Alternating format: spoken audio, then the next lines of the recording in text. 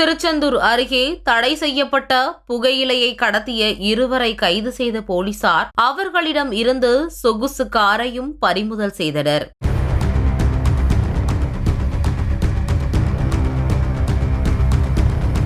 தூத்துக்குடி மாவட்டம் திருச்செந்தூர் அருகே உள்ள ஆறுமுகநேரி பகுதியில் வெளிமாநிலங்களில் இருந்து சட்டவிரோதமாக தடை செய்யப்பட்ட புகையிலை பொருட்களை கடத்தி வரப்படுவதாக காவல்துறையினருக்கு ரகசிய தகவல் கிடைத்தது.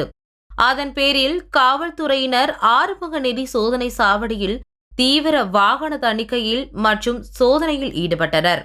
அப்போது அந்த வழியாக வந்த ஒரு சொகுசு கார் ஒன்றை தடுத்து நிறுத்தி போலீசார் சோதனை நடத்தினர். சோதனையில் வெளிமாநிலத்தில் இருந்து சட்டவிரோதமாக கடத்தி வரப்பட்ட சுமார் 50 கிலோ புகையிலை மற்றும் 10 கிலோ கூலிப் ஆகிய தடை செய்யப்பட்ட பொருட்கள் காரில் பதுக்கி வைக்கப்பட்டிருந்தது கண்டுபிடிக்கப்பட்டது.